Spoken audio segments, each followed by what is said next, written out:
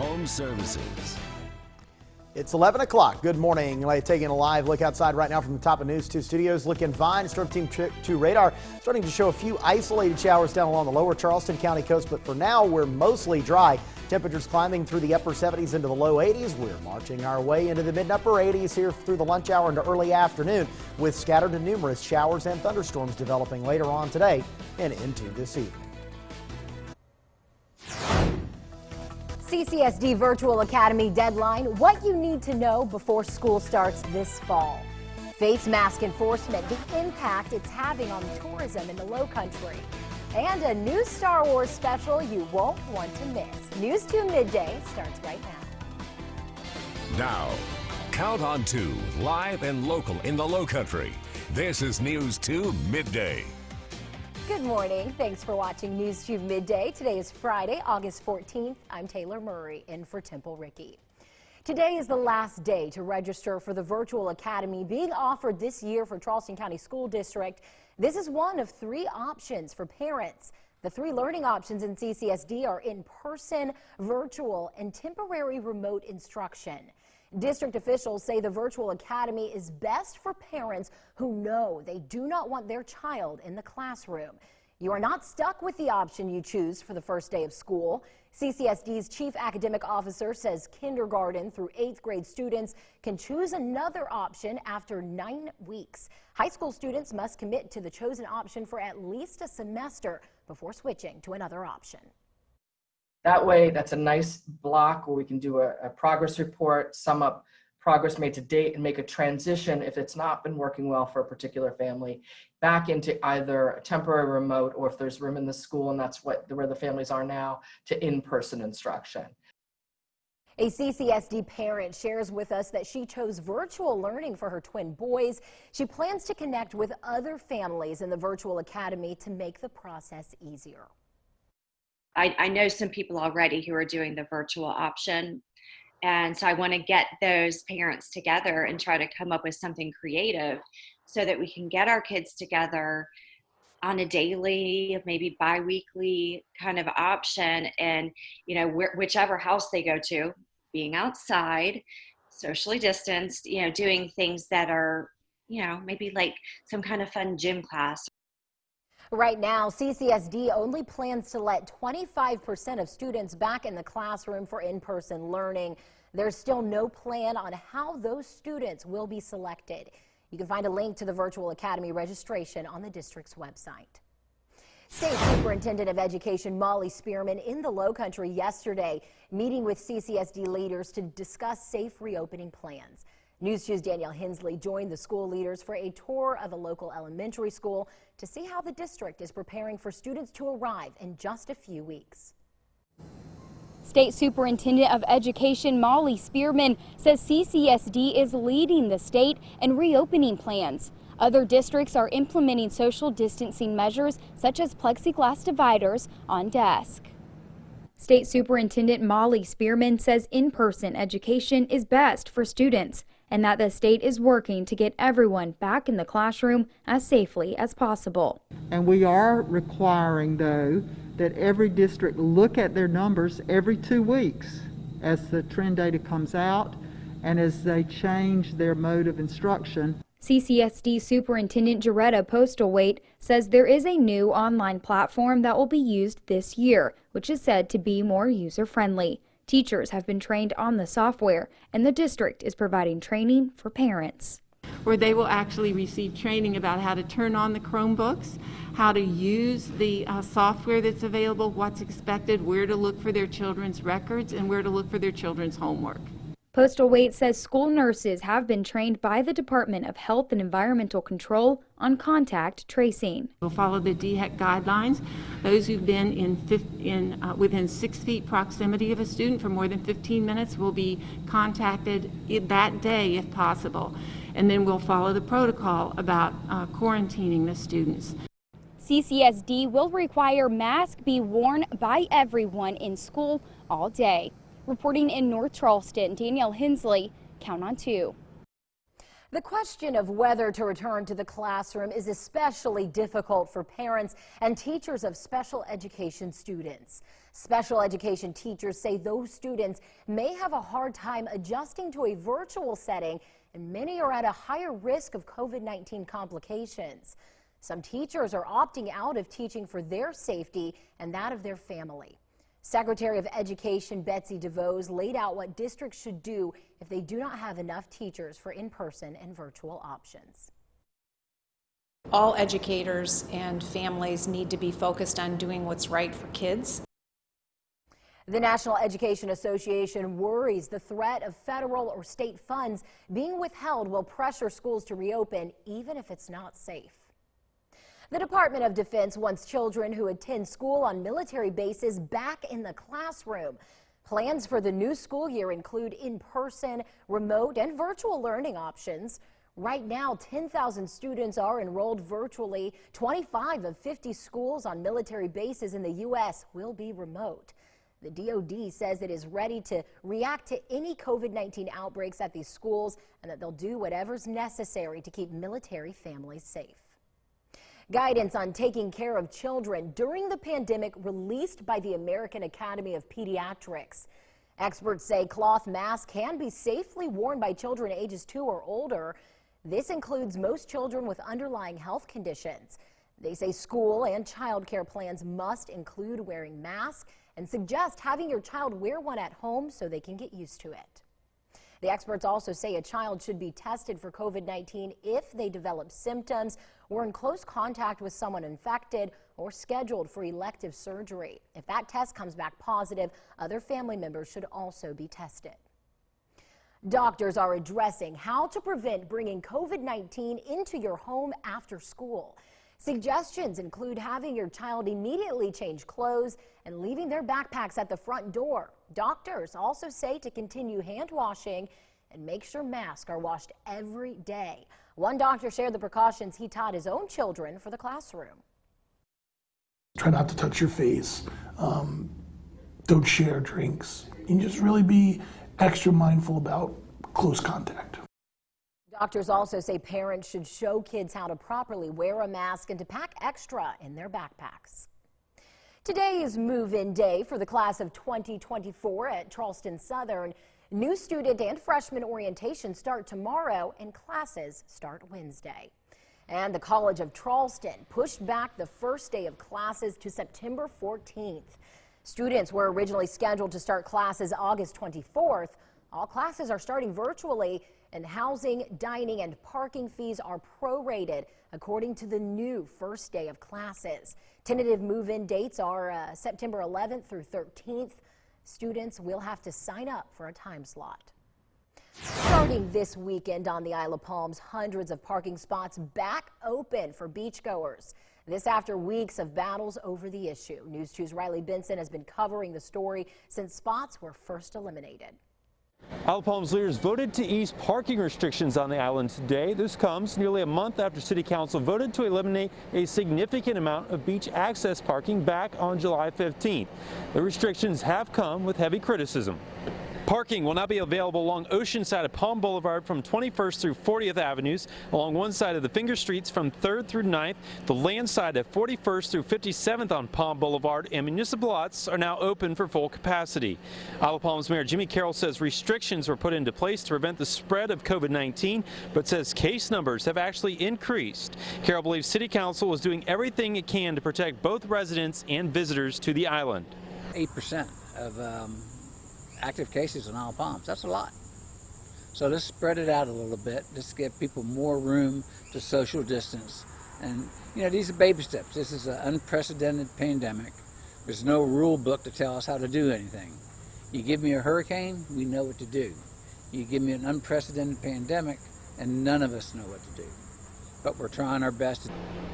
Now back on Monday, I did speak with Isle of Palms Mayor Jimmy Carroll. He told me he was hopeful council will begin easing some of these parking restrictions in place.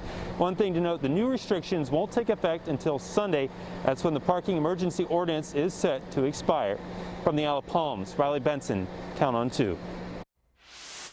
News 2 is your local election headquarters. U.S. Senator Lindsey Graham honoring law enforcement while campaigning here in the Lowcountry. The senator from South Carolina was in Charleston raising money for the Sheriff's Office Employees Assistance Fund. News 2's Hannah Powers was there last night and had a chance to talk with the senator. Everyone gathered here today to support law enforcement and those men in blue, but the bigger conversation had to do with re-election. At the end of the day, I'm going to win and Trump's going to win South Carolina.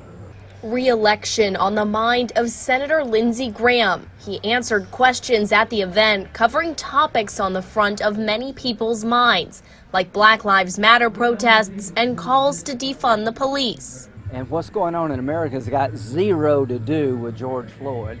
It's got everything to do with a radical agenda that wants to turn the country upside down. When you poll African Americans about defunding the police, about 80% say, no, I'd like to have more police. I'd like to have good police. Senator Graham also talked concerns about the Postal Service and absentee voting this election. Voting absentee by mail, requesting a ballot, an application, or actually a ballot through the mail makes sense to me. We'll do that this year. But the idea of mailing everybody living and dead a ballot and hope it gets to the right house and there won't be any cheating is ridiculous. My neighbor's shirt came to my house today and my 2 bills went to his house. Senator Graham not the only one with elections on his mind. Sheriff Al Cannon also running a campaign, getting support today from the senator who says it's never been harder to work in law enforcement. I don't know why anybody want to be a cop now. It's a challenge. Sheriff Al Cannon grateful for the support from Senator Lindsey Graham. Reporting in West Ashley, I'm Hannah Powers. Count on 2. Senator Lindsey Graham will be in the Low Country once again today. He will tour Nucor's steel mill and will meet with company leadership this afternoon. Graham's challenger for his Senate seat, Democratic Jamie Harrison, holding a Facebook Live town hall tonight. The virtual Generation Next and Now event focusing on issues facing young voters and recent graduates of high school and college. Harrison was joined by young student leaders, and the topics covered concerns like student debt, entering the workforce and climate change. A historically black Mount Pleasant community is responding to improvement plans for Highway 41. The Phillips community dates back to the 1800s, and the county says no one will lose their homes. Elijah Smalls Jr. has fought to protect his property and community from the proposed expansion for nearly 20 years. Some homes would have to be just gone, and those people, they're just going to be, displaced. They won't be able to buy a home anyplace else because there are no affordable homes anyway in the area for individuals from communities like this. A virtual meeting that includes a place where you can weigh in on the project is open through September 11th. We have a link on our website, counton2.com. A request for the state Supreme Court to determine whether the Heritage Act is unconstitutional. A letter sent from the state attorney general's office asks for a ruling on current legislation. The letter claims the Heritage Act makes it difficult to remove flags and memorials tied to a war, historical figure, or event from a public place. Charleston's home for improv comedy is celebrating 25 years as a group. How they've managed to keep the laughs going even amid the ongoing pandemic. News 2's Katie Turner brings us the details coming up.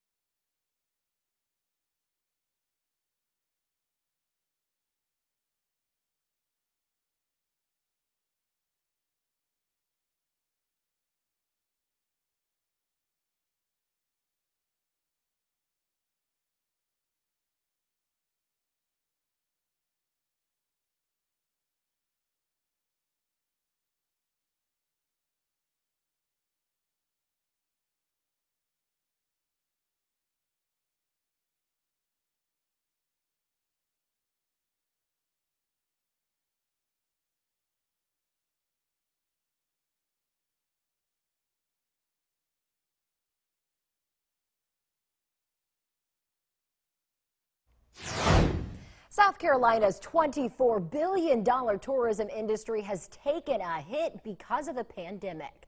Hotel occupancy dropped to just 20% at the end of April. It's normally around 80%. The Department of Parks and Recreation and Tourism is working with lawmakers to help the industry recover. The department's director says the biggest issue is unemployment. And in the hospitality industry, it's well over 25% unemployment versus the state number is about 8.5%. And so we are about 4 times the unemployment in the rest of the state. The industry is also dealing with liability protections as businesses reopen and corporate travel resumes. Charleston officials have issued more than 100 warnings and nearly 20 court summons to punish those not wearing masks. Many of the perpetrators, tourists. News 2's Kate Prestak spoke with the city and local health officials who are issuing a stark warning in regards to masks not being worn.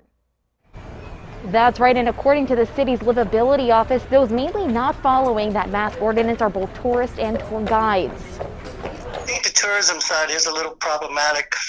All the encounters I had when approaching tourists or out-of-town guests, they say that they're not aware of the ordinance. However, everyone that I have stopped and talked with has a mask with them. They were just not wearing it at the time. Recent data from Trident Health shows the trends of Charleston and the mask ordinance. The chief medical officer, Dr. Lee Biggs, says that the peak of all cases in the Low Country and the state was the 10th of July, and 2 weeks later, a peak in mortalities. Cases started to drop after more mandates went into effect, but with another holiday coming up, doctors are on high alert. Peak cases, 2 weeks later, peak the most severe aspects. That doesn't mean that in 2 weeks after a spike, everybody's well and goes home. I mean, these are still multi-week hospital stays with incredibly sick people. But if we don't learn from Memorial Day and July 4th and apply that to what we're about to go through with school reopenings and Labor Day, then we could be creating the same conditions to build another peak in cases. Riccio says the city is also on high alert as there's an overwhelming concern of trying to reach these individuals before they go out into the public without a face covering. And that's why we really rely on all the entities with the hotels and the restaurants and the CBD and all the retailers to get that message across if they see a tourist or a visitor, and just let them know, please wear a mask. It's mandatory. It's the law. Riccio says that as of now, the CBB is assisting in that effort to ensure that masks are worn by tourists, tour guides, and merchants here in the city of Charleston, and they hope that that Labor Day model does not come true.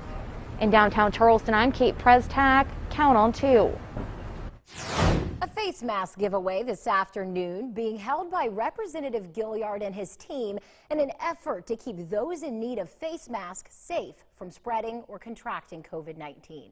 The mask giveaway is today at 1 o'clock at 18 Chapel Street. Well, Josh, a little bit of rain, a little bit of sun. I can't keep up. I don't know what shoes to wear out the door. What's going on? You know what? It's called summer. That's what it is. That's summer. Actually, you know what? It is a little bit of an unsettled weather pattern here compared to normal. We're just seeing a few more thunderstorms than we normally do. And they're kind of coming at weird times of the day, too. We had them in the morning, and then we're getting them in the evening. I can't keep up. It is one of those. And it's going to be like this not just today and into the weekend. We're going to keep this going all the way through much of next week. Let's show you what's going on. First, we want to go out into the tropics. This is Tropical Storm Josephine. Not going to amount to much. In fact, this is really going to have a hard time even holding together here over the next couple of days. It's moving to the west-northwest at about 16. There's the track right there. Notice this is turning out to sea and will be weakening as we head toward the weekend, the first part of next week. This is of no major consequence to us here in the Low Country at all. We can sleep on this one. There's another little area up off the Outer Banks that may try to develop into something over the weekend, but it won't be a problem either.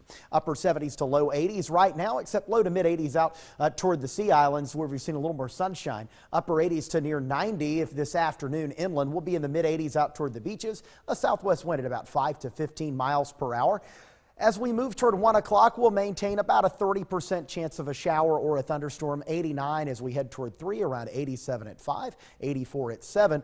The radar showing one lone little cluster of showers moving across lower parts of Charleston County from Seabrook and Kiowa out toward Folly Beach. That's now moving off the coast. That's all we've got right now, but later on this afternoon, as the heat and humidity builds, we're going to see another round of these scattered showers and thunderstorms. And I also want you to notice a lot going on back to the west after sunset. That may try to make a run for us overnight, so just keep that in mind. We could have showers and storms going well into the night tonight, with overnight lows in the mid-70s to right around 80. And as we look ahead, tomorrow, another round of this. This really isn't going to change much. Not just for the weekend, but all the way into early next week. Highs will be in the upper 80s, low 90s. Overnight lows will be in the low to mid 70s. And look at that. As you count to here for the 10-day outlook, mid to upper 80s. Yeah, we're going to keep this going all the way to the middle and end of next week. You know, one of the perks about a Friday here at News to Midday is you get to see 2 weekends on your 10-day outlook. And unfortunately, they both look the same.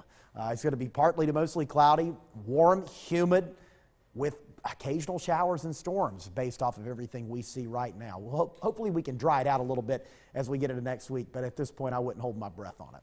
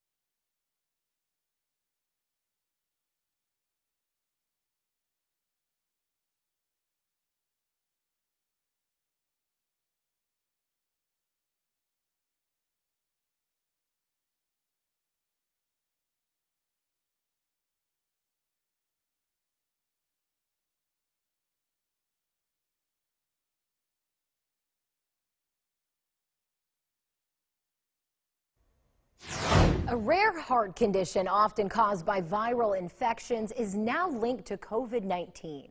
A report published this month shows at least 5 Big Ten athletes discovered they have myocarditis. It causes inflammation in the middle layer of the heart wall. A cardiologist at MUSC says 5 to 7% of athletes who die from sudden cardiac arrest have the condition. Dr. Brian Houston explains how COVID-19 could play a role. Usually what happens is the virus itself sets up an inflammation in the heart, and then the immune system makes things worse.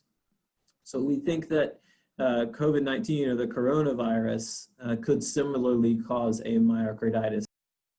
Houston says because college athletes push their bodies to the limit almost daily, they are more likely to die from the heart condition than a non-athlete if it goes undetected. Fall sports postponed until the spring for the Southern Conference. The league's President's Council approved the plan by majority vote Thursday. The door is still open for schools, including the Citadel, to play non-conference football games. The director of athletics for the Citadel released a statement saying athletes and coaches are disappointed about the news. He goes on to say, as a rule, we do not cancel or curtail important elements of the cadet experience unless and until we must. Our primary consideration as we assess the possibility of non-conference contest will remain the well-being of our cadet athletes and the entire campus community. Offensive lineman Sami Carley, who came over from the Gamecocks this season, tweeted heartbroken for guys like Thomas Crawford, Brandon Rainey, and Raleigh Webb. Quarterback Brandon Rainey simply said, "Crazy man." And linebacker Willie Eubanks III just wrote, "Hurt." There's no word yet on what fall sports will look like for the ACC. The Clemson Tigers are still practicing like there will be a season. Head coach Dabo Sweeney and other coaches say players are safer on campus and on the field than at home. Wild Dunes Resort has officially reopened after temporarily suspending most services in July due to the pandemic. Enhanced precautionary measures have been implemented to ensure the safety of resort employees, guests, and community members. And beginning today, the resort will accept stays in the village at Wild Dunes Resort and their vacation rental homes and condos. Taking a look at what's trending on the News 2 app, improvising through the pandemic, Theater 99 celebrating 25 years in Charleston. Local comic shop Captain's Comics and Toys hosting free Comic Book Day Light event this weekend. And Charleston artist Misfit Doodles to release a new line of printed baseball tees. Stay in the know on the go with the News 2 app, sponsored by Havens Furniture.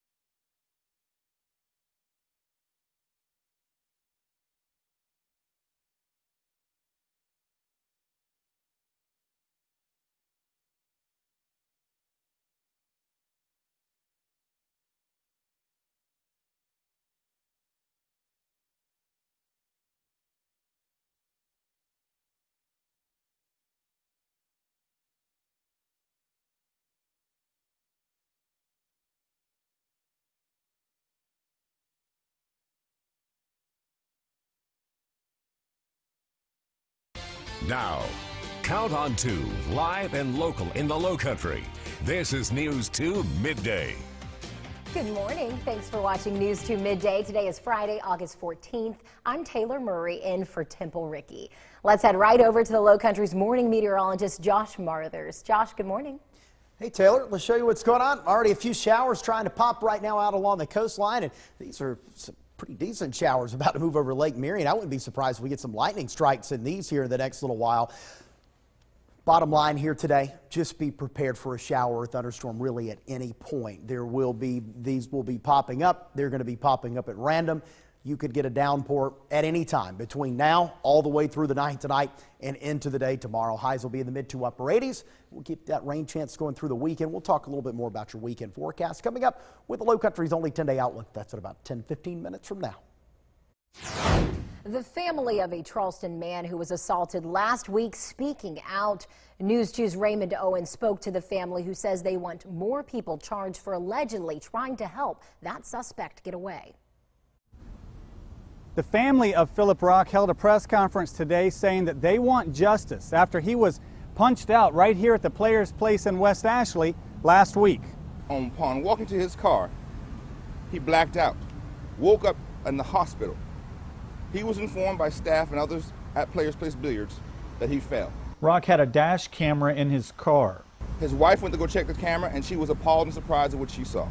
She saw a man chase him out the bar, call his name, and then without warning, without provocation, without any prior encounter, strike him hard in the face, knocking him to the ground where he struck his head on the vehicle and the sidewalk. Rock has been hospitalized due to his injuries.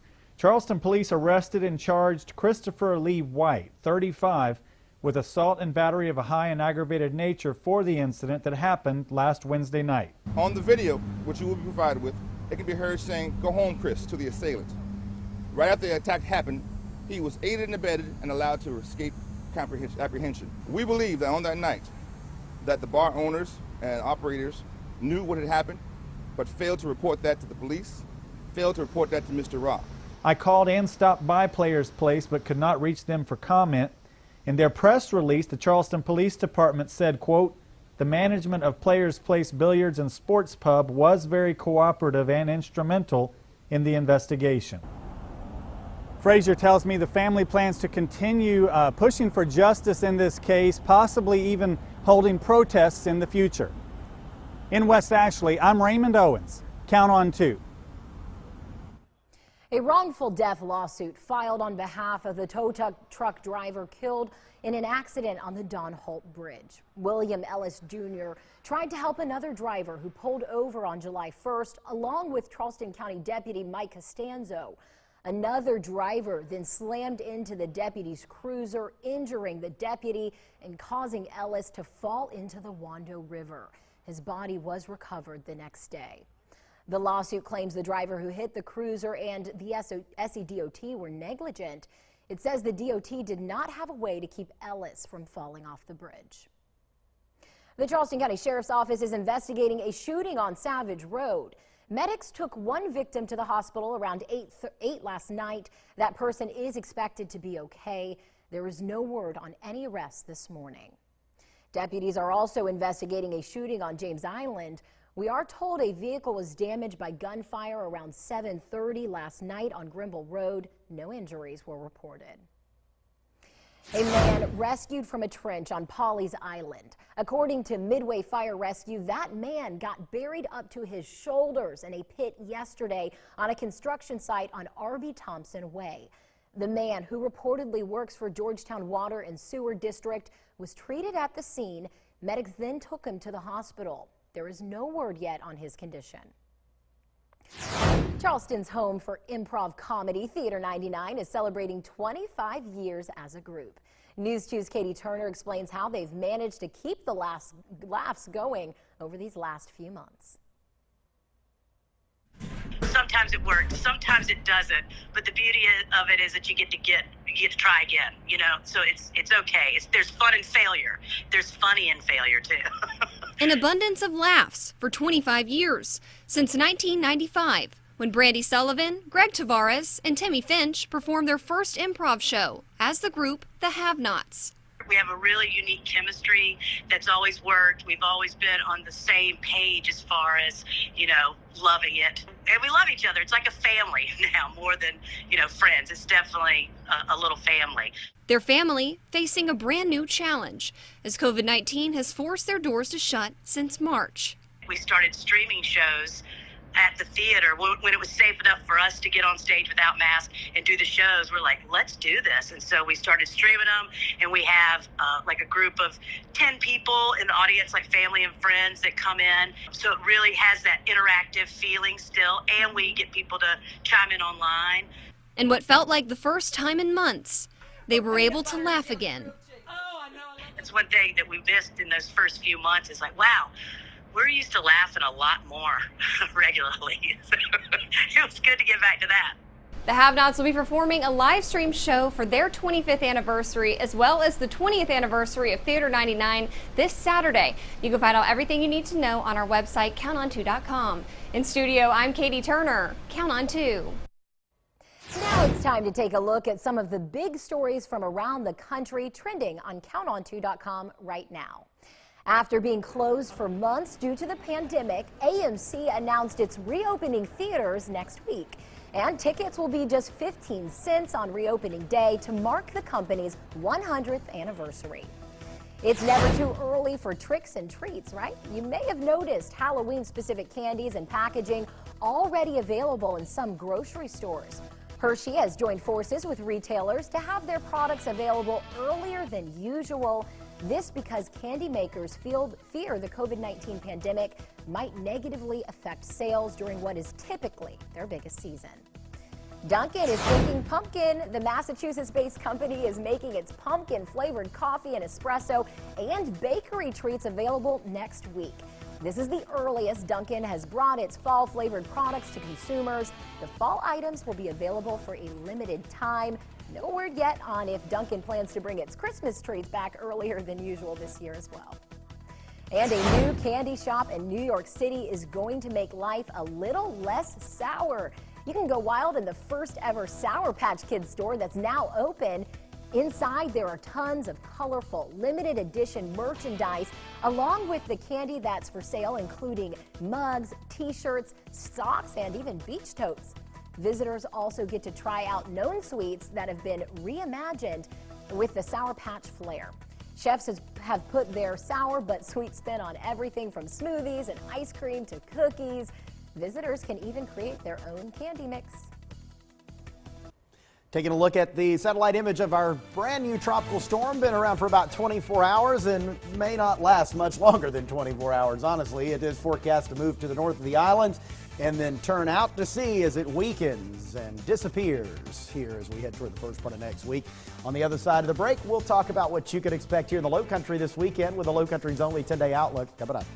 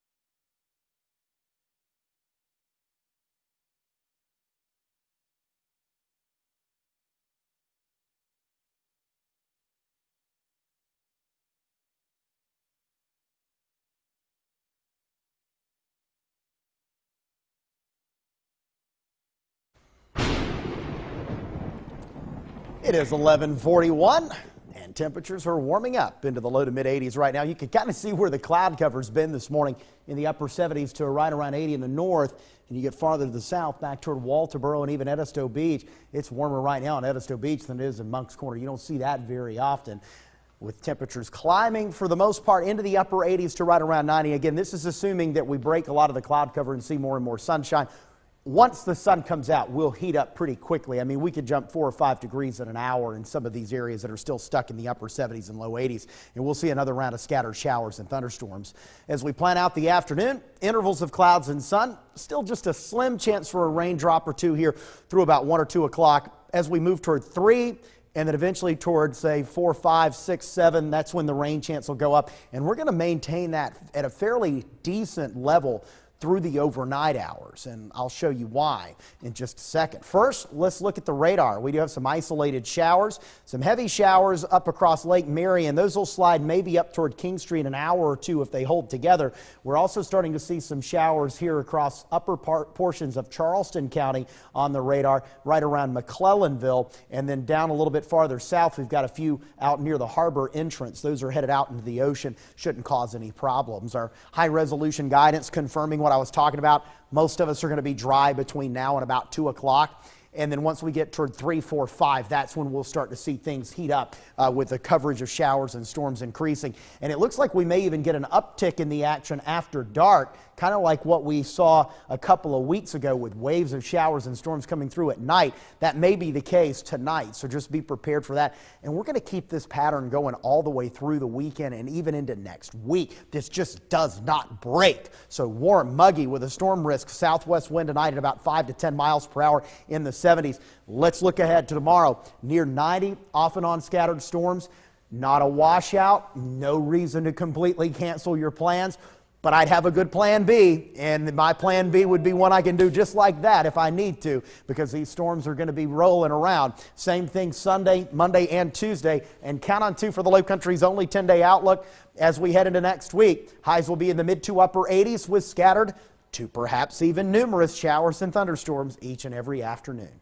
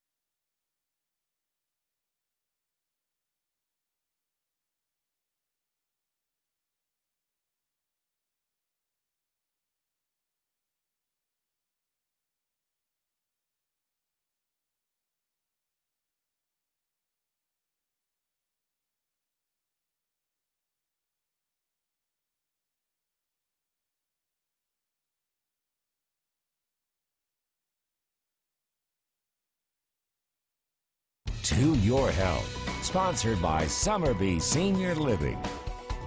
A team of doctors and researchers at the University of Minnesota are getting resourceful in the fight against COVID-19, taking a novel immunotherapy designed to target cancer and repurposing it to fight the novel coronavirus. Kent Erdahl reports. For years, the U of M's Masonic Cancer Center has been developing genetically modified NK, or natural killer cells, to target cancers like lymphoma, but using the same cells to target COVID-19? You know, it sounds strange, yes. Dr. Jeffrey Miller knows. One of the things that we've learned throughout the natural killer cell literature is that NK cells not only can kill cancer, but they have antiviral properties. And that helped convince the FDA to approve the first ever human trial using NK cells to fight the novel coronavirus. So who would get something like this? What we decided, and this was really a negotiation with the FDA, is we decided that the cells would be best tested in kind of an intermediate sickness population. For now, they're starting with a small number of COVID patients at Bethesda Hospital who do not need ventilator support. But even in this controlled environment, there are considerable risks. There's a lot of worry with giving immune cells, you know, even to patients with cancer. If they get overactivated, it can cause an inflammatory state that really revs up the immune system and can cause problems. How do you do this safely? Literally, the first patient who was dosed got a single dose of cells. The next patient will get 2 doses of cells, and we have several steps along the way. Like if we get toxicity with 1 dose, we won't give 2 doses. But if the doses and the trial show promise, this could be the early start of a paradigm shift about how we think about how cell therapies can be used to treat many diseases beyond cancer where we initially started.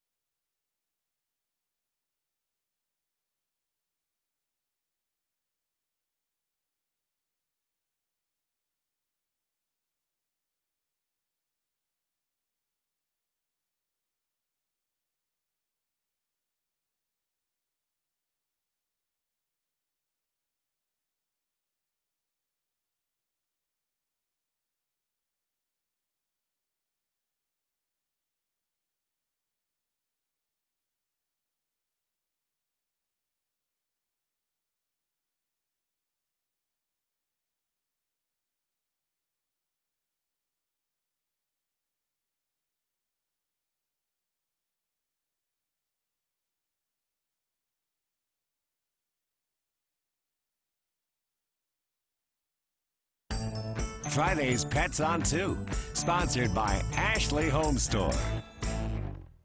An adorable black cat in Virginia is becoming a Hollywood star, or at least a star's fur baby.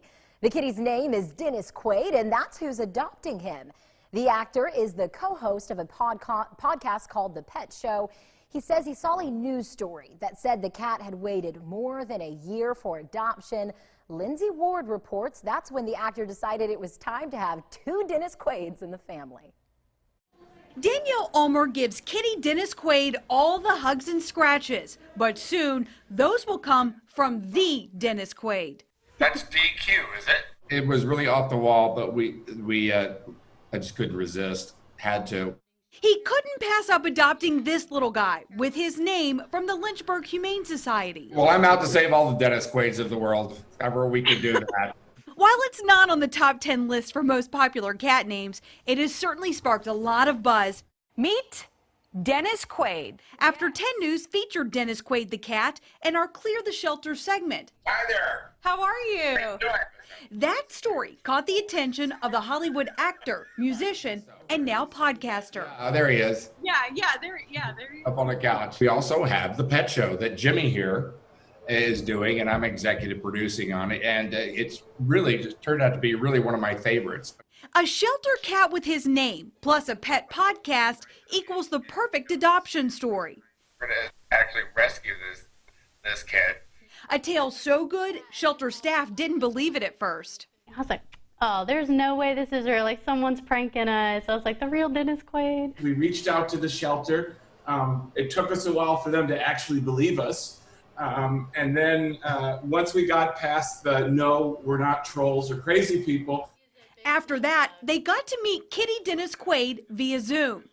And this weekend, Jimmy will fly from LA to Lynchburg to pick up the new office pet.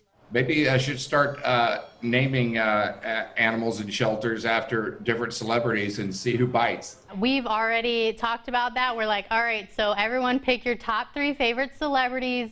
Hey, it worked for Dennis Quaid the cat, and he's already mastered his close-up. Guest here at News 2 while we practice safe social distancing. So we decided to bring Pets on 2 to you another way. A News 2 viewer sent us a picture of their very own little kitty cat. Meet Scoot. Scoot's owner, Nicole, says this little guy is a fur ball of energy. Scoot is always on the move, cutting around the house, jumping onto high shelves, and always meowing for attention. To sum up Scoot, Nicole says he is just, quote, such a cat. A big thank you to Nicole for sending us this adorable photo of little Scoot. And if you're interested in adopting a cat like Scoot or even Dennis Quaid, head over to Pet Helpers. They have plenty of pets waiting to find their forever home. Just call the number on your screen for more information. And keep it right here. News 2 Midday continues after this short break.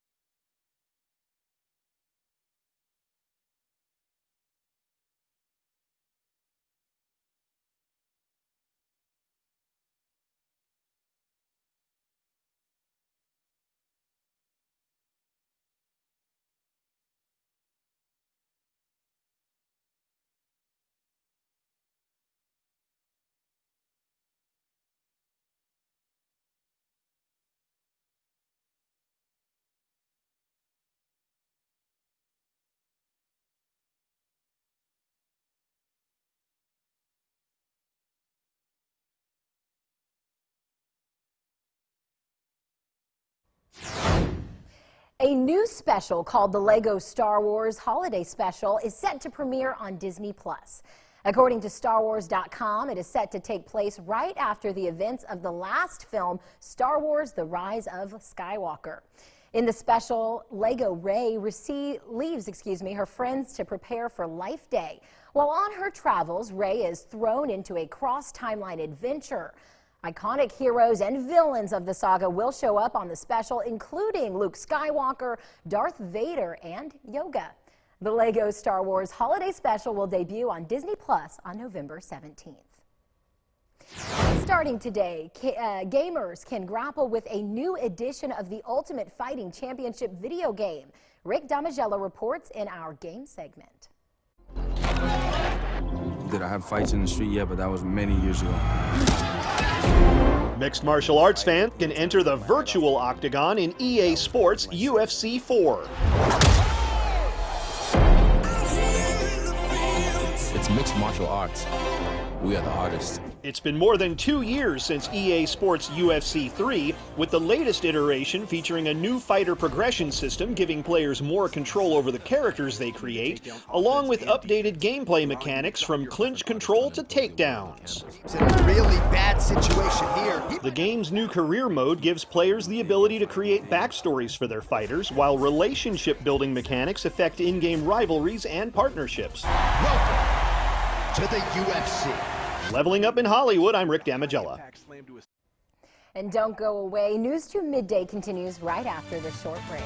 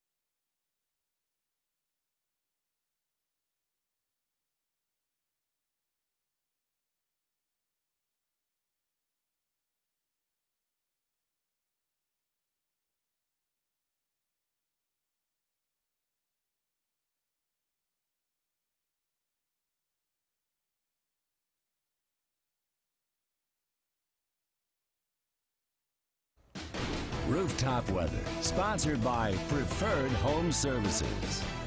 It's noon. Let's get your afternoon started here as we head through the lunch hour. We do have a few showers showing up on Storm Team 2 radar right now. These are mostly down along the Charleston County coast, right now in upper Charleston County.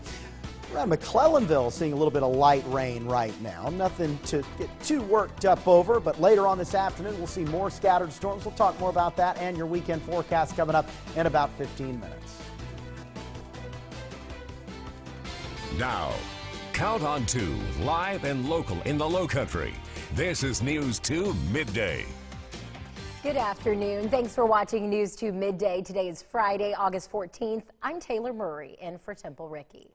Today is the last day to register for the virtual academy being offered this year for Charleston County School District. This is one of 3 options for parents. The 3 learning options in CCSD are in-person, virtual, and temporary remote instruction. District officials say the virtual academy is best for parents who know they do not want their child in the classroom. You are not stuck with the option you choose for the first day of school. CCSD's chief academic officer says kindergarten through 8th grade students can choose another option after 9 weeks. High school students must commit to the chosen option for at least a semester before switching to another option. That way, that's a nice block where we can do a progress report, sum up progress made to date, and make a transition, if it's not been working well for a particular family, back into either a temporary remote, or if there's room in the school, and that's where the families are now, to in-person instruction. A CCSD parent shares with News 2 that she chose virtual learning for her twin boys. She plans to connect with other families in the virtual academy to make the process easier. I know some people already who are doing the virtual option, and so I want to get those parents together and try to come up with something creative so that we can get our kids together on a daily, maybe bi-weekly kind of option, and whichever house they go to, being outside, socially distanced, doing things that are maybe like some kind of fun gym class. Right now, CCSD only plans to let 25% of students back in the classroom for in-person learning, and there's still no plan on how those students will be selected. You can find a link to Virtual Academy registration on the district's website. State Superintendent of Education Molly Spearman in the Lowcountry yesterday, meeting with CCSD leaders to discuss safe reopening plans. News 2's Danielle Hensley joined the school leaders for a tour of a local elementary school to see how the district is preparing for students to arrive in just a few weeks. State Superintendent of Education Molly Spearman says CCSD is leading the state in reopening plans. Other districts are implementing social distancing measures such as plexiglass dividers on desk. State Superintendent Molly Spearman says in-person education is best for students, and that the state is working to get everyone back in the classroom as safely as possible. And we are requiring, though, that every district look at their numbers every 2 weeks as the trend data comes out and as they change their mode of instruction. CCSD Superintendent Jaretta Postlethwaite says there is a new online platform that will be used this year, which is said to be more user-friendly. Teachers have been trained on the software, and the district is providing training for parents, where they will actually receive training about how to turn on the Chromebooks, how to use the software that's available, what's expected, where to look for their children's records, and where to look for their children's homework. Postlethwaite says school nurses have been trained by the Department of Health and Environmental Control on contact tracing. We'll follow the DHEC guidelines. Those who've been within 6 feet proximity of a student for more than 15 minutes will be contacted that day if possible. And then we'll follow the protocol about quarantining the students. CCSD will require masks be worn by everyone in school all day. Reporting in North Charleston, Danielle Hensley, Count on 2. The question of whether to return to the classroom is especially difficult for parents and teachers of special education students. Special education teachers say those students may have a hard time adjusting to a virtual setting, and many are at a higher risk of COVID-19 complications. Some teachers are opting out of teaching for their safety and that of their family. Secretary of Education Betsy DeVos laid out what districts should do if they do not have enough teachers for in-person and virtual options. All educators and families need to be focused on doing what's right for kids. The National Education Association worries the threat of federal or state funds being withheld will pressure schools to reopen even if it's not safe. The Department of Defense wants children who attend school on military bases back in the classroom. Plans for the new school year include in-person, remote, and virtual learning options. Right now, 10,000 students are enrolled virtually. 25 of 50 schools on military bases in the U.S. will be remote.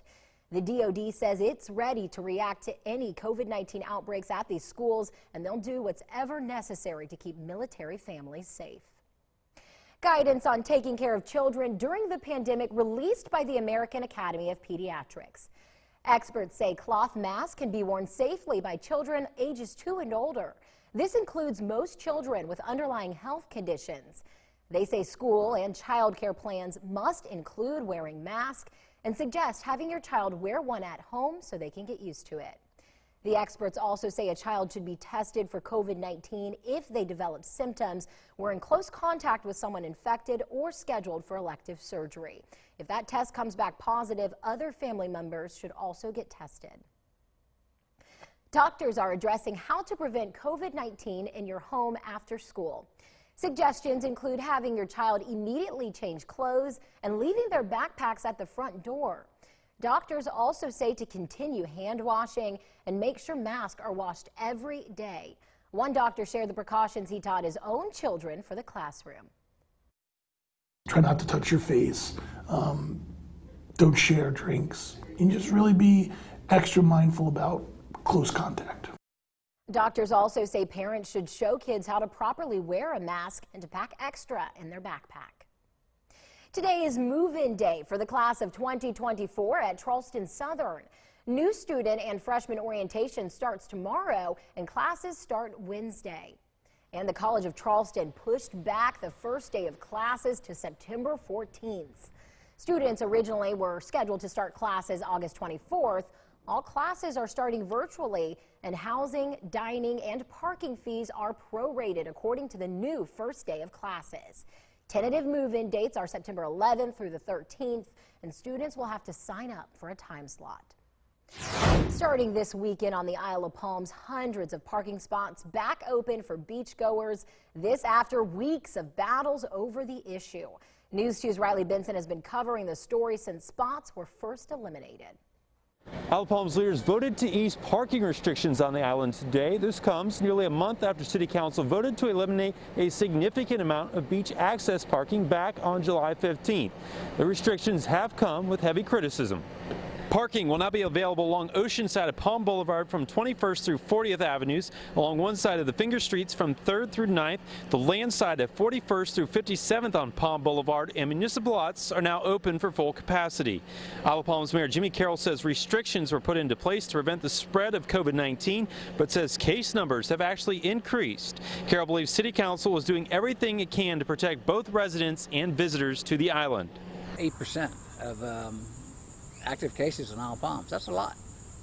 So let's spread it out a little bit. Just give people more room to social distance. And, you know, these are baby steps. This is an unprecedented pandemic. There's no rule book to tell us how to do anything. You give me a hurricane, we know what to do. You give me an unprecedented pandemic, and none of us know what to do. But we're trying our best. Now back on Monday, I did speak with Isle of Palms Mayor Jimmy Carroll. He told me he was hopeful council will begin easing some of these parking restrictions in place. One thing to note, the new restrictions won't take effect until Sunday. That's when the parking emergency ordinance is set to expire. From the Isle of Palms, Riley Benson, Count on 2. News 2 is your local election headquarters, and U.S. Senator Lindsey Graham honoring law enforcement while campaigning here in the Lowcountry. The senator from South Carolina was in Charleston raising money for the Sheriff's Office Employee Assistance Fund. News 2's Hannah Powers was there last night and had a chance to talk to the senator. Everyone gathered here today to support law enforcement and those men in blue, but the bigger conversation had to do with re-election. At the end of the day, I'm going to win and Trump's going to win South Carolina. Re-election on the mind of Senator Lindsey Graham. He answered questions at the event covering topics on the front of many people's minds, like Black Lives Matter protests and calls to defund the police. And what's going on in America has got zero to do with George Floyd. It's got everything to do with a radical agenda that wants to turn the country upside down. When you poll African Americans about defunding the police, about 80% say, no, I'd like to have more police. I'd like to have good police. Senator Graham also talked concerns about the Postal Service and absentee voting this election. Voting absentee by mail, requesting a ballot, an application, or actually a ballot through the mail makes sense to me. We'll do that this year. But the idea of mailing everybody living and dead a ballot and hope it gets to the right house and there won't be any cheating is ridiculous. My neighbor's shirt came to my house today and my 2 bills went to his house. Senator Graham not the only one with elections on his mind. Sheriff Al Cannon also running a campaign, getting support today from the senator who says it's never been harder to work in law enforcement. I don't know why anybody want to be a cop now. It's a challenge. Sheriff Al Cannon grateful for the support from Senator Lindsey Graham. Reporting in West Ashley, I'm Hannah Powers. Count on 2. Senator Lindsey Graham will be in the Low Country once again today. He will tour Nucor Steel Mill and meet with company leadership this afternoon. Graham's challenger for his Senate seat, Democratic Jamie Harrison, holding a Facebook Live town hall tonight. The virtual Generation Next and Now event focusing on issues facing young voters and recent graduates of high school and college.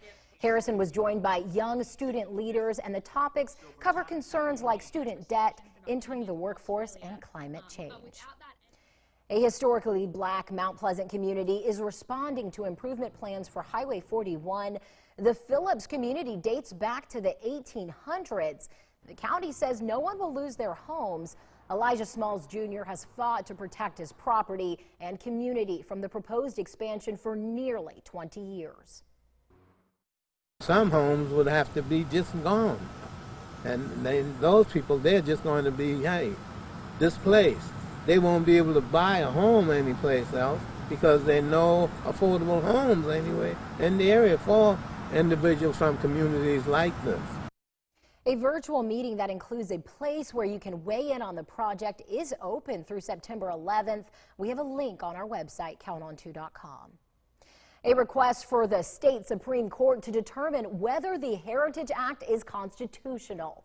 A letter sent from the state attorney general's office asked for a ruling on current legislation. The letter claiming the Heritage Act makes it difficult to remove flags and memorials tied to a war, historical figure, or event from a public place.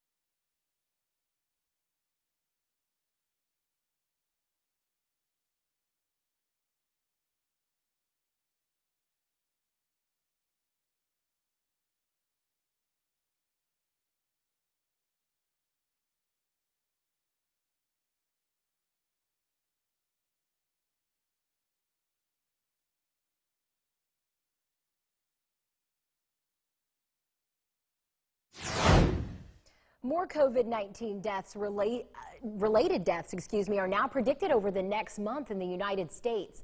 You are looking at a chart of the current case and death tally. Johns Hopkins University calculates more than 167,000 Americans have died from the virus. The CDC predicts that number will rise to about 189,000 by September 5th. Here in South Carolina, DHEC reports nearly 104,000 cases since mid-March. It includes nearly 23,500 in 6 low-country counties and nearly 2,100 deaths, including 341 in the low-country. South Carolina's $24 billion tourism industry has taken a hit because of the pandemic. Hotel occupancy dropped to just 20% at the end of April. It's normally around 80%. The Department of Parks and Recreation and Tourism is working with lawmakers to help the industry recover. The department's director says the biggest issue is unemployment.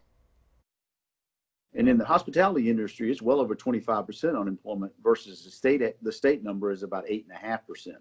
And so we are about 4 times the unemployment in the rest of the state. The industry is also dealing with liability protections as businesses reopen and corporate travel resumes. A face mask giveaway this afternoon being held by Representative Wendell Gilliard and his team in an effort to keep those in need of face masks safe from spreading or contracting COVID-19. The mask giveaway is today at 1 o'clock at 18 Chapel Street.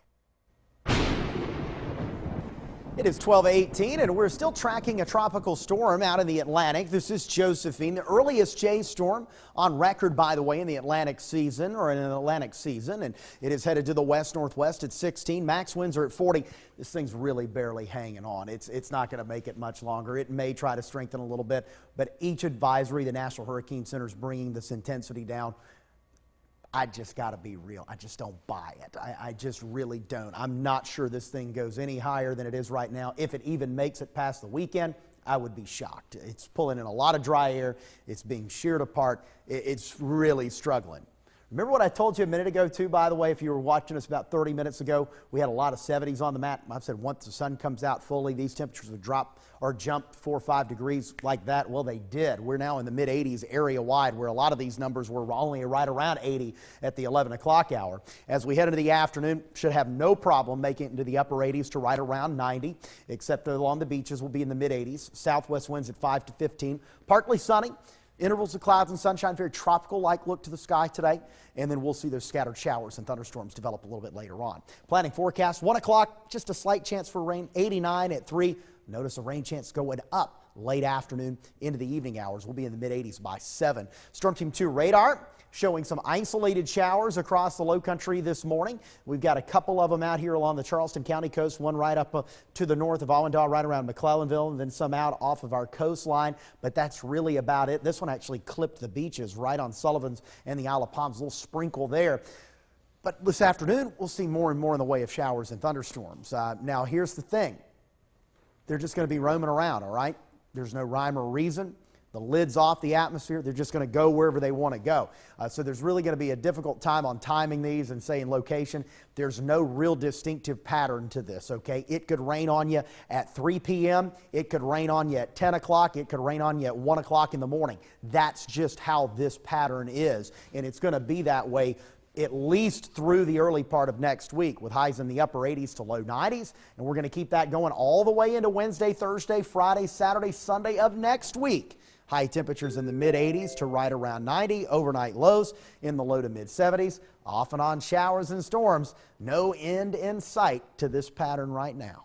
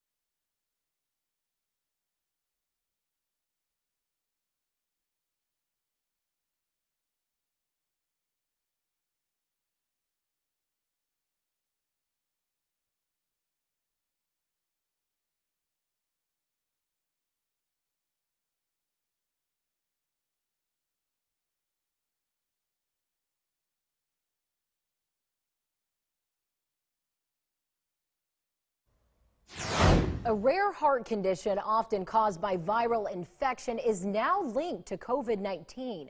A report published this month shows at least 5 Big Ten athletes discovered they have myocarditis. It causes inflammation in the middle layer of the heart wall. A cardiologist at MUSC says 5 to 7% of athletes who die from sudden cardiac arrest have the condition. Dr. Brian Houston explains how COVID-19 plays a role.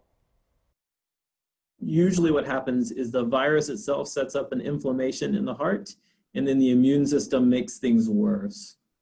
So we think that COVID-19 or the coronavirus could similarly cause a myocarditis. Houston says because college athletes push their bodies to the limit almost daily, they are more likely to die from the heart condition than a non-athlete if it goes undetected. Fall sports postponed until the spring for the Southern Conference. The league's President's Council approved the plan by majority vote Thursday. The door is still open for schools, including the Citadel, to play non-conference football games. The director of athletics for the Citadel released a statement saying athletes and coaches are disappointed about the news. He goes on to say, as a rule, we do not cancel or curtail important elements of the cadet experience unless and until we must. Our primary consideration as we assess the possibility of non-conference contests will remain the well-being of our cadet athletes and our entire campus community. Charleston County Public Library is closing 3 regional libraries on Saturday, August 22nd to undergo renovations as part of the ongoing referendum-funded project. Otranto Road Regional Library, Johns Island Regional Library, and the Cynthia Graham Hurd St. Andrews Regional Library will receive updates, including new interior finishes, refreshed collection items such as books and audiobooks, technology upgrades, and newly designed children and teen areas. Don't go away. More News 2 Midday after this break.